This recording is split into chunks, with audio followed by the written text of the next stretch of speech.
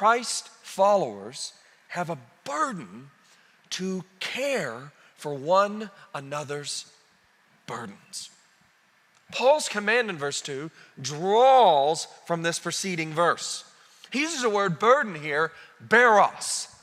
It speaks here intentionally of a burden that was unbearable, a weight that was impossible to carry by one's self, an obstacle that could not be moved without someone else's help.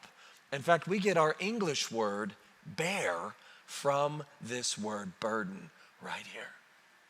You see, Britt and I, about a month ago, were in Alaska, and one of our guides was infamous in the region for killing, at the time, the largest bear in this entire hemisphere. Almost 16 and a half feet tall was this bear. The interesting thing is that he actually wouldn't have killed this bear if it wasn't for his wife who was with him. You see, he was in a hunting party, and they were out trying to hunt and find this infamous bear with multiple parties. And so where he was over one valley and overlooking, and they looked all day and couldn't find it, his son and a friend of his was on the crest of another valley. And so they had for 12 hours all day been looking for this bear and hadn't found it. And so he went back to camp and went for a casual stroll with his wife, like he'd done time and time again. And right before the sun set, his wife saw a figure in the distance, that there was no way this was a tree, this had to be a bear. And so they snuck down there and began to scout out this bear. And before you know it, it began to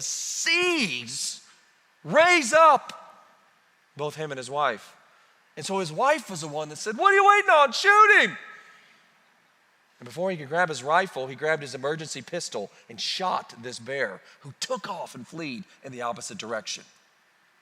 They looked a majority of the night and couldn't find any regard or evidence that the bear was wounded at all. It wasn't until the next morning that both him and his son found this bear in a riverbed, 16 and a half feet, about 20 feet from him and his wife. It was the perfect shot at the perfect time. It was an unbearable situation.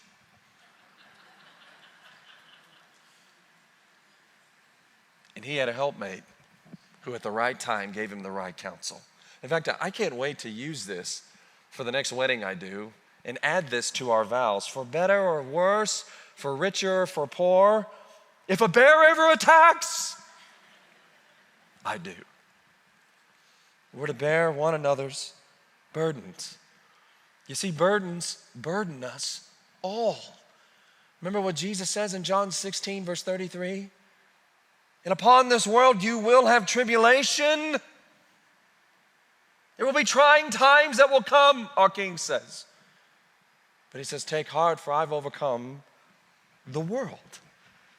That is a process of bearing one another's burdens.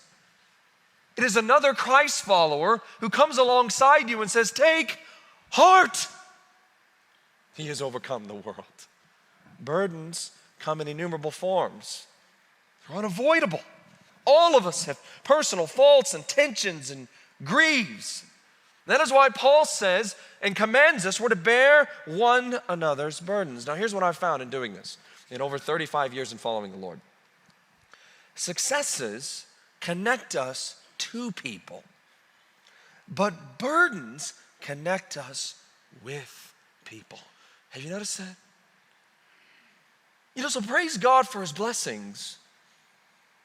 Praise God for all of the things that God allows us to triumph in and have wins over, dominion over. But I found in my life, it's those trying times. It is those shortcomings that allows me not to just connect to people, but with people.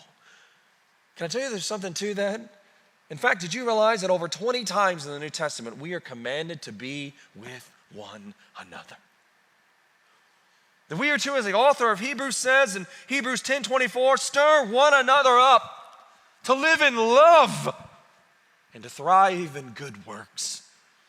No wonder Paul then commands us to bear one another's burdens, to have a readiness to engage, to join with someone else in assisting them, to no longer be entangled to their sin, to no longer be tripped up by this burden, but rather to be submissive, Spirit-led, faithful to the end, to allow the incarnation of Christ to embody them, that the impartation of the fruit of Christ to be the everflow of a life as they follow Christ.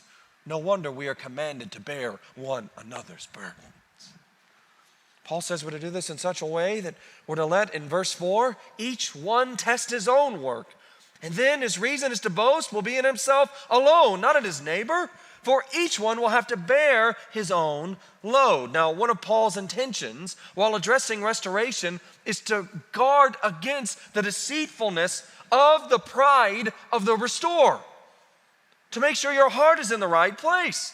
Furthermore, Paul intends grammatically verses 4 and 5 be read together.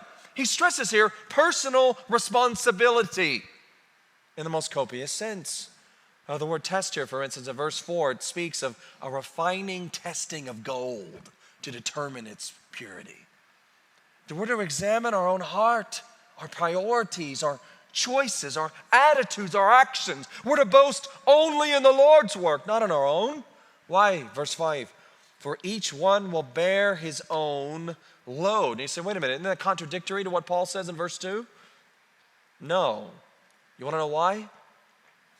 Because Paul uses two different words for burdens in Galatians 5.